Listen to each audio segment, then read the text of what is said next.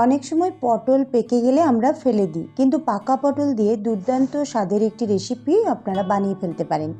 যেমন সুন্দর টেস্ট, তেমনি খুব সহজেই তৈরি হয়ে যায়। তো চলুন রেসিপিটি দেখে নেওয়া যাক।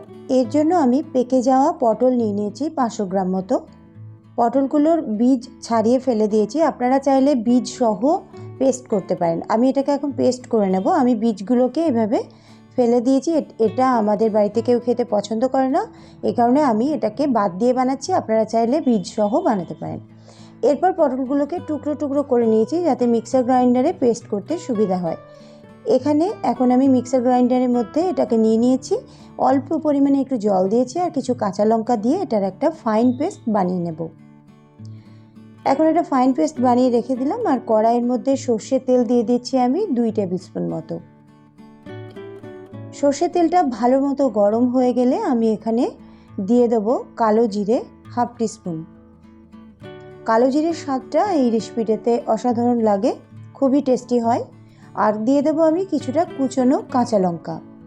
ভালো করে ফোড়নে কাঁচা লঙ্কা, কালো জিরে দিয়ে দিলাম, আর কিছু দিয়ে দিলাম 1 টিস্পুন মতো রসুন কুচি দিয়ে দিলাম।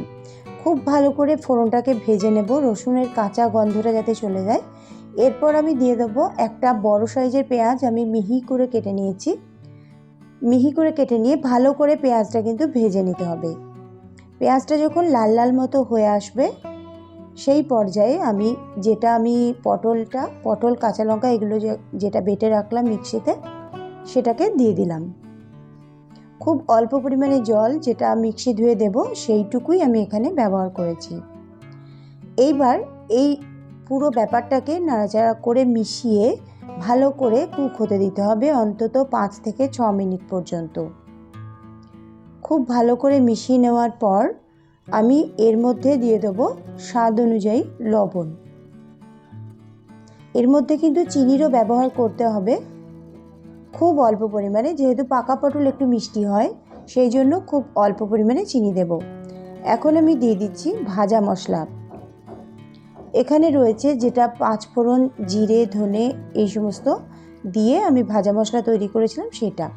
এখন পটলের এইটা থেকে জলটা পুরোপুরি শুকিয়ে গেছে, আর কড়াই থেকে দেখুন ছেড়ে ছেড়ে আসছে।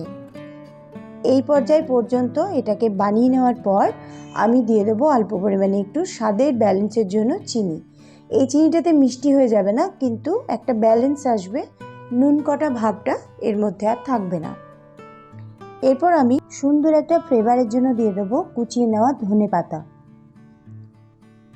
ধনেপাতা দিয়ে দেওয়ার পর ভালো করে একটু মিশিয়ে নেব খুন্তির সাহায্যে।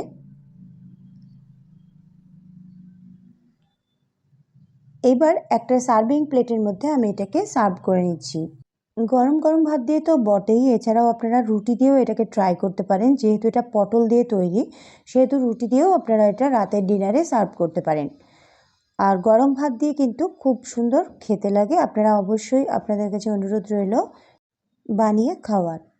রেসিপিটি ভালো লাগলে লাইক, কমেন্ট, শেয়ার, সাবস্ক্রাইবের অনুরোধ জানাচ্ছি। সবাই খুব ভালো থাকবেন, অনেক শুভেচ্ছা রইল।